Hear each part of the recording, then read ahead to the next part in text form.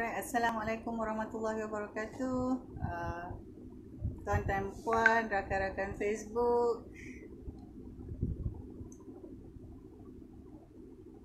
Okay, saya bersiaran kali ini di FB Live. Saya bersiaran kali ini di FB Live di profil di profil Nak Aminah Umar.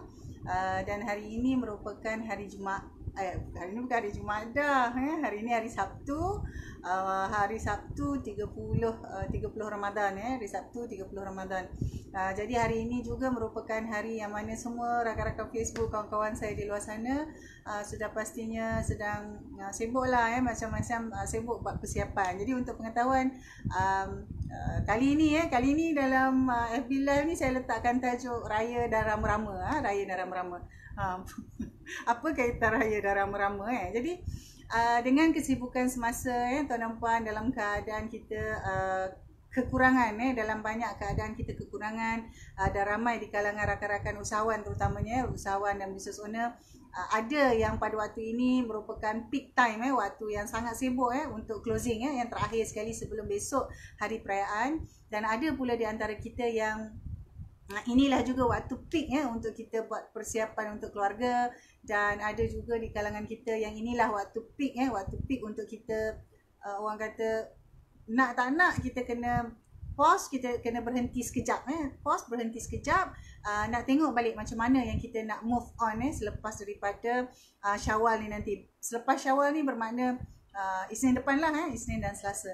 Baik, jadi dalam keadaan festive season ni, raya ni, dalam keadaan begini, ada banyak mixed feelings mixed feelings maksudnya bercampur aduk perasaan dalam keadaan kita nak bergembira pada masa yang sama, dalam keadaan yang sama kita ada satu kesukaran ada satu perkara yang masih lagi berlega-lega dalam kepala, memikirkan bagaimana dan apa yang bakal berlaku sekiranya kita ada perniagaan, apa yang bakal berlaku kepada perniagaan kita, sama ada kita masih boleh bertahan atau sama ada kita memang sudah bertahan sudah berjalan, tetapi macam mana keadaannya untuk kita move on. Jadi dalam tempoh raya ini ada banyak mixed feeling Jadi pada masa yang sama tuan dan puan hari ini merupakan hari terakhir Ramadan, terutamanya bagi kita yang Muslim, hari ini merupakan hari terakhir Ramadan dan besok merupakan satu Syawal. Dan satu Syawal ini merupakan satu hari yang kita kira sebagai hari kemenangan hari kemenangan. Dan jadi saya yakin dalam tempoh ini, meskipun kita dalam tempoh sukar kita ada banyaklah kesukaran masing-masing, tetapi pada masa yang sama kita perlu peruntukkan satu masa untuk kita lihat semula banyak perkara yang kita perlu raikan juga. Kita perlu raikan, bukan hanya kerana Syawal, bukan hanya kerana kemenangan Syawal selepas 30 Ramadan itu, tetapi kerana apa perkara-perkara baik yang kita sudah lakukan. Meskipun perniagaan kita mungkin confirm rugi puan, confirm rugi meskipun perniagaan kita ada masalah, kita terpaksa berhentikan staff hari ini, mungkin antaranya hari yang terakhir mereka bekerja Jadi apapun situasinya, ada perkara-perkara yang mesti kita lihat, yang mana yang merupakan pencapaian kita. Tak semestinya besar, meskipun dia satu pencapaian kecil, maka jadikanlah senarai itu sebagai satu senarai malam ni sebelum tidur kita baca. Dan besok pagi bila kita bangun pagi-pagi itu, senarai itu juga yang kita lihat, yang kita baca. Jadi sebagaimana seekor rama-rama tu bertransformasi daripada ulat beluncas dan kemudian keluar menjadi rama-rama. Jadi kita bayangkan persediaan kita ini untuk keluar daripada Ramadan dan masuk pada Syawal itu sebagai satu proses transformasi. Ni bukannya nak jadi ustazah, tetapi nak orang kata nak letakkan satu point macam mana kita boleh nak shift kita punya pemikiran tu tuan dan puan Jadi sejujurnya tuan dan puan, kita semua akan ada masalah, kita ada perkara berat yang kita sedang tanggung Saya sendiri tidak lari daripada keadaan tu Hari ni saya hanya akan mula masak jam 3 petang. Untuk pengetahuan, saya tak ada dapat pun nak beli seekor ayam. Bukannya apa, stok dah habis. Stok dah habis sebab saya tidak mempunyai peti ais yang besar ataupun ais box nak simpan banyak-banyak. Tak ada. Jadi kebiasaannya saya akan memang beli secara harian ataupun sekurang-kurangnya 2 hari sekali saya beli. Jadi hari ini merupakan hari untuk beli, tetapi tak ada dapat stok ayam. Jadi hari ini memang kalau saya masak pun tak ada masak menu ayam. Jadi akan masak menu lain yang apa yang ada di dapur. Tetapi insya-Allah situasi dan suasana meraihkan kejayaan Syawal itu tetap ada. Jadi kalau tuan dan puan kat luar sana pun ada masalah tak dapat stok ayam, nak buat rendang tak ada daun, tak ada daun kunyit lah apa. Saya cuma dapat beli daging tadi sekilo, dan juga alhamdulillah dapat beli tulang sikit. Jadi hari ni petang ni hanya akan masak ketupat dan juga sup, dan juga sup tulang. Jadi tak ada lagi lah nak buat ayam rendang ke apa, tak ada sebab tak dapat bekalan tu. Tetapi kami sekeluarga dah bersetuju, esok sajalah kita pergi cari barang-barang untuk masak. Sekiranya dapat kita masak esok, kalau tidak kita masak lusa. Okey, jadi kembali kepada yang kita kata tadi, inilah masanya kita nak buat perubahan, kita nak buat orang kata transformasi itu, sama ada dari segi cara kita berfikir atau dari segi cara kita menonjolkan diri ataupun dari segi perancangan-perancangan yang kita ada. Ia merupakan satu fasa transformasi dah. Sebenarnya masa kita mula-mula ada PKP itu, sebenarnya kita melalui krisis tu masa PKP awal tu. Kemudian apabila masuk fasa 2, fasa 3 lockdown itu, kita sebenarnya dah betul-betul melalui fasa krisis tu, yang mana kita banyak perkara yang kita kena buat, cuba sana sini banyak, dan kita betul-betul dalam keadaan yang kalau kita kata down the valley. Kebanyakan, tak semua, majoriti daripada kita pada waktu itu adalah down the valley. Jadi sekarang ini kita terpaksa, kita perlulah, tak bolehlah down the valley lama sangat. We are going to climb up the mountain again. Kita mesti lagi menapak semula. Dia memang bukan mudah, terutamanya rakan-rakan perniagaan di luar sana. Rata-rata hampir 90% rakan-rakan usahawan saya di luar sana adalah dalam industri pendidikan, yang mana memang cabarannya terasa. Sebenarnya bukan sahaja industri kita, tetapi ada banyak lagi industri lain yang terkesan sama. Banyak yang lebih kurang sama terkesan juga. Jadi bila kita kata kita nak climb up, itu sebenarnya bukannya satu proses yang mudah. Yang itulah kita kata sekarang ni proses transformasi. Jadi ada beberapa perkara, bila kita kata kita nak bertukar jadi rama-rama tu, ada banyak benda lah. Satu mungkin diri kita ini juga. Kedua, aktiviti ataupun bisnes yang kita jalankan tu tadi, dan ketiga, cara kita menjalankan aktiviti dan menjalankan bisnes kita tu tadi. Jadi sekurang-kurangnya transformasi itu ada 3. Macam saya sendiri, kebiasaannya setiap hari saya akan keluar ke pejabat, pagi-pagi hantar anak dulu, apa semua tu, keluar ke pejabat, kemudian petang balik. Jadi bila dah dalam tempoh sehingga 2 ke 3 bulan ini kita work from home, lama kelamaan kita sudah dapat adjust keadaan itu, kita sudah dapat adapt. Jadi kemungkinan selepas ini kehadiran kita di pejabat mungkin dah berbeza. Jadi bergantung kepada jenis industri dan juga bisnes yang kita jalankan, perubahan-perubahan ini akan berbeza dari satu individu kepada individu yang lain. Jadi bersempena dengan 30 Ramadan ini juga, dia boleh jadi satu turning point dan juga satu breakthrough kepada semua orang. Jadi kadang-kadang tuan dan puan, kadang-kadang rakan-rakan Facebook, kadang-kadang ada kawan-kawan kita ataupun orang sekeliling kita yang menyatakan perkara-perkara yang kita tahu kita tak boleh buat, ataupun mereka memberi cadangan perkara-perkara yang kita tahu kita tak ada kapasiti nak buat. Jadi dalam keadaan itu kita dengar, dan sekiranya yang kita tak boleh buat itu hanyalah kerana perkara-perkara teknikal. Contohnya kita perlu buat Google Classroom, tapi kita tak pandai. Kita boleh belajar. Jadi sekiranya cadangan-cadangan itu ataupun input-input itu adalah baik, tetapi kita tak dapat buat hanya kerana masalah teknikal, maka kita susunkan macam mana kita nak cover balik masalah-masalah tu. Ataupun contohnya sekarang ni nak work from home susah kerana berkongsi laptop. Okey. Jadi isunya, masalahnya tak cukup laptop. Jadi kita boleh rancang bila agaknya kita boleh simpanlah duit kumpul duit, macam mana bila boleh dan macam mana kita nak dapat beli satu laptop. Adakah dia laptop second hand ataupun adakah dia desktop sahaja. Jadi kita rancangkan, mungkin dalam perancangan kita itu Julai atau Ogos baru kita dapat beli satu laptop baru ataupun desktop baru. Jadi Antaranya kadang-kadang bila orang bagi tahu kita nak buat banyak perkara dan kita tak boleh buat, kita akan jadi frust dan kita akan jadi down. Dan apabila kita frust dan kita down, kita anggap bahawa kitalah punca masalah itu. Contoh, kita ni orang sale. Tapi dalam tempoh lockdown ini, dalam tempoh sekarang, kita tak boleh nak buat sale. Jadi orang akan cakap pada kita, itulah kenapa kau tak buat, tengok orang lain buat. Orang lain buat live, orang lain buat video, kenapa kau tak buat, kau kenalah buat. Jadi seolah-olah masalahnya adalah saya. Masalahnya adalah diri sendiri. Sebenarnya masalah kita ada benda lain. Contoh, kita nak buat live tetapi kita bukanlah orang yang pandai bercakap depan telefon. Contoh. Tetapi benda tu kita boleh praktis, ada caranya. Maka kita belajar. Tetapi hasil kita tu mungkin lambat. Jadi kita kena percepatkan. Ataupun kita kata okey nak buat live, tak ada background cantik Rumah saya bersepal tak ada background cantik. Contoh. Jadi kita sediakan dalam tempoh 2-3 bulan ni, janganlah 2-3 bulan kan, dalam tempoh 2-3 minggu ini kita susunkan macam mana kita nak buat setup supaya kita boleh buat live dalam keadaan yang okey. Okey lah, tak perlulah hebat sangat kan, okey mengikut keadaan dan kapasiti kita. Jadi apabila kita susunkan macam tu tuan dan puan, bermakna kita tidak perlu menyalahkan diri kita kerana kita tak dapat membuat pencapaian itu. We have problem but we are not the problem. Tetapi kalau kita tak buat tindakan, kita tak buat apa-apa, we become the problem. Jadi kalau macam kebanyakan orang sekarang ini dalam keadaan tertekan, termasuk kita sendiri, apabila kita ada masalah, ada situasi, kita rasa tertekan kerana apabila masalah itu dilihat sebagai masalah kita. Betul lah tu. Kata contoh saya tak boleh nak buat sale, tak boleh nak buat conversion. Betul. Masalahnya how to increase your conversion rate. It's not you ada problem because you cannot convert. Dia bukan macam tu. Jadi kena tengok apa perkara-perkara yang perlu dibuat supaya you can make higher percentage of conversion. Dia macam tu. Apabila kita channelkan macam tu tuan dan puan, insya-Allah kita akan kurang rasa tertekan, stres lah juga tetapi kita akan kurang dan kita boleh kawal.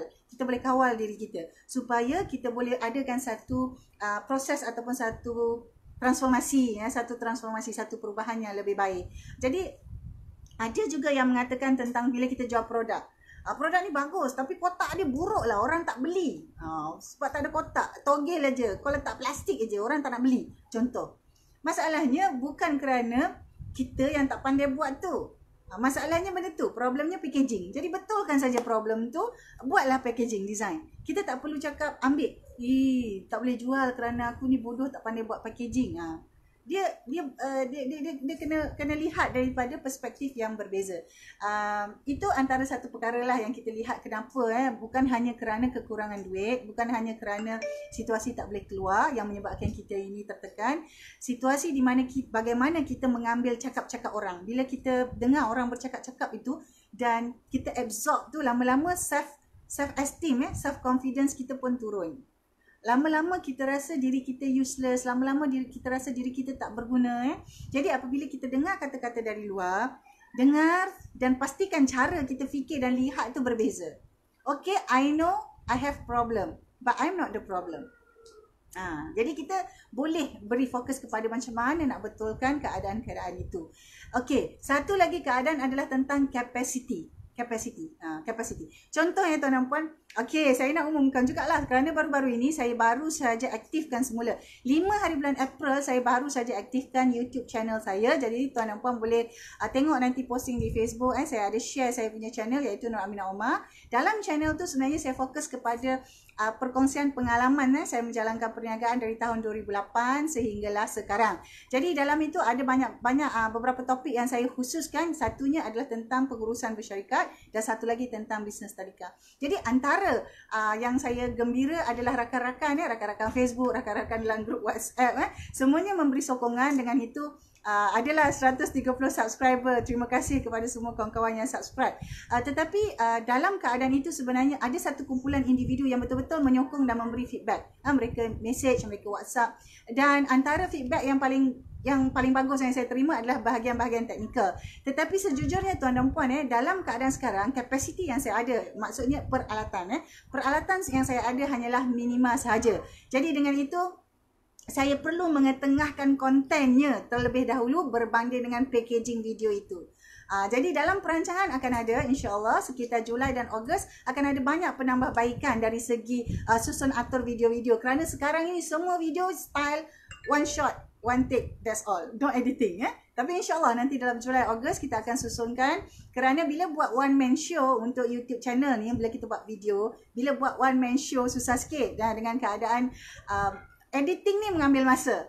Editing ni mengambil masa. Kadang-kadang satu video tu ada yang mengambil masa sampai 3 hari, ada yang mengambil masa sampai seminggu. Tetapi dalam kes saya, kerana dia one shot no editing, jadi dalam dalam tempoh yang sekejap saja saya susunkan video-video itu.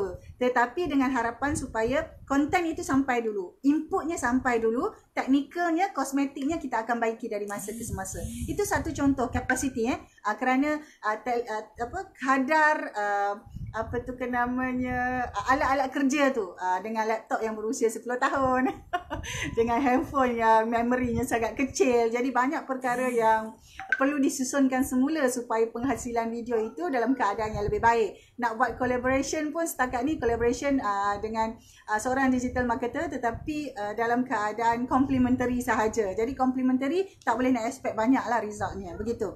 Jadi antara keduanya adalah tentang capacity planning. Apabila kita rancang, ikut capacity kita. Kalau orang bagi komen banyak-banyak, betul, kita akan buat, susunkan ikut rancangan kita. Bila kita nak dapatkan tu? Jun, Julai, Ogos kita susunkan. Kerana capacity planning ini akan melibatkan keuangan, akan melibatkan masa, akan melibatkan tenaga dan juga sumber-sumber lain. Yang paling besar sumber adalah keuangan. Jadi dalam keadaan sekarang semua orang dalam keadaan susah, dalam keadaan orang kata ikat perut, dalam keadaan ikat perut, maka semua ini perlu disusun. Jadi sekiranya capacity planning kita itu mengambil masa yang lebih lama, tahan. Kita buat, susun. Tak apa kalau kita ada input, ada idea, orang beri komen, tak apa. Kita terima dengan seluas hati dan kita jangan jadikannya sebagai satu keadaan yang tertekan. Jadi sekarang ni semua orang cakap, semua kena ada video lah, semua kena ada Facebook page lah. Jadi kita pun ada kalanya kita akan rasa tertekan kerana terpaksa buat dalam keadaan kita tak cukup sumber. Tak cukup sumber tu termasuklah sumber kekuatan diri kita sendiri nak buat. Jadi antaranya perkara ada yang saya kongsikan cara bagaimana yang saya sendiri lakukan untuk membina orang kata keyakinan untuk buat Facebook Live. Keyakinan, macam mana nak cakap tu. Sebenarnya kita semua boleh bercakap, tetapi macam mana kita nak buatkan ada keyakinan tu, dan pada masa yang sama konten tu kita boleh susun dengan baik. Yang ini pun saya ada share dalam video di channel Nur Aminah Umar. Saya ada satu playlist tentang mengurus konten, tulis dan cakap. Ada satu playlist, dalam tu saya muatkan video-video tu. Jadi antaranya adalah dengan buat dulu, kalau katalah nak rasa dulu, nak feel, buat dulu dekat personal FB, setting live tu letak only me. Buat dulu 2-3 minit, buat dulu 5 minit, 10 minit dan praktiskan. Kemudian tonton semula video-video yang kita sudah buat tu. Tonton semula. Jadi bila tonton semula, you have to love yourself first. You have to love your voice, you have to love yourself, then only you can be more confident. So then only the rest of the world will love you. Jadi kalau ikutkan mindsetnya adalah kita perlu suka dulu dengan suara kita, dengan appearance kita. Kita suka, tak apa, teruskan. Dan kita juga bukan nak mengejar likes. Contoh apabila saya live, ukuran saya bukanlah live view. Bukan. Ukuran saya adalah total view. Maksudnya video ini perlu di rebroadcast. Salah satunya tuan dan puan apabila tuan dan puan buat FB live di personal account begini, antara kebaikannya tuan dan puan boleh download kemudian dan juga boleh letak di tempat lain. Nak letak di YouTube channel boleh, nak letak di page boleh, nak letak dalam grup WhatsApp boleh, nak letak di Telegram boleh. Jadi boleh download semula. Sebenarnya ada banyaklah cara-cara lain, tetapi terpulang dan mengikut kapasiti, yang tuan dan puan ada. Macam dalam keadaan saya, kapasiti saya banyaknya menggunakan gunakan handphone yang ada, RAM pun kecil, 2 MB saja. Ni kena mengaku tulus ikhlas sempena 30 Ramadan. Alat-alat yang saya ada sangat sedikit dan saya mempunyai ruang yang kecil di rumah dengan ada 10 orang. Jadi kawasan ni je yang sesuai. Jadi setiap kali nampak saya buat live ataupun Zoom meeting, siapa yang meeting dengan saya memang akan gunakan kawasan ni saja. Kerana tempat-tempat lain dah dipenuhi dengan anak-anak saya yang 6 orang dan juga anak saya 2 orang yang dewasa, serta ada private area, private room saya dan suami saya. Jadi ruang tu kita gunakan apa yang ada. Yang penting objektifnya adalah kita punya konten tu sampai tuan dan puan. Kita punya konten tu sampai. Apa yang kita nak cakap tu sampai, dan apa yang kita nak harap untuk beri impact tu ada. Tak kisahlah dalam banyak-banyak manusia manusia ataupun yang view video kita tu hanyalah 5 orang katakanlah. Tetapi mesti ada satu orang ataupun satu point yang memberi impact kepada orang lain. Jadi kita jangan buat perkara-perkara yang di luar kapasiti kita dan akhirnya kita tertekan. Padahal kalau kita tak buat FB live tu tak berdosa, kita tak buat YouTube channel tu tak berdosa. Jadi kita buat kerana atas keperluan. Dan bila ada keperluan itu, kita dah tahu perlu buat. Jadi kita susunkan kapasiti kita tu, kapasiti planning. Dan dalam keadaan sukar tu, tuan dan puan, kita nak plan, dia akan melibatkan sumber kewangan, sumber masa, sumber tenaga. Kalau kita nak buat collaboration pun, mestilah ada input atau pun manfaat dengan apa orang kata pihak lain yang kita nak collaborate tu. Jadi perkara-perkara ni kalau kita kata kita tak ada kepakaran, kita masih baru. Jadi banyak benda yang perlukan masa, So give yourself ample time. Plan within your capacity. Jadi itu antara perkara-perkara penting apabila kita nak melalui fasa transformasi. Jadi satu lagi perkara tuan dan puan antara kemahiran lain saya ada rakan Facebook, saya yakin rakan-rakan Facebook saya juga ada common friends dengan Rashidah, Coach Shah dan juga Coach Ritz yang mempromosikan English soleh, jadi saya sendiri sebenarnya akan mengambil cabaran. Kalau siapa yang menonton ni boleh tag Coach Shah, boleh tag Coach Ritz. Saya juga sebenarnya dalam proses mengambil cabaran berani speaking kan. Jadi itu sebenarnya antara beberapa transformasi. Bukanlah kita ini tidak menyayangi bahasa ibunda, bukan. Kita memang sayang, itulah jati diri kita. Tetapi ia tidak menafikan keperluan untuk kita menambah kemahiran. Kita mengasah lagi kemahiran kita dalam bahasa kedua atau bahasa ketiga atau banyak-banyak bahasa. Kalau untuk Mandarin, tuan dan puan boleh follow Lao She Hawa Lao She Sifu Mandarin.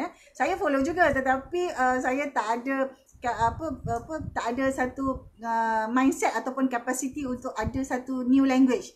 Jadi saya hanya akan mengasah bakat dalam 2 bahasa, iaitu bahasa Melayu dan bahasa Inggeris. Tetapi bahasa Arab adalah untuk bacaan kita harian, bukan untuk komunikasi. Untuk komunikasi buat masa ini 2 bahasa itu dulu.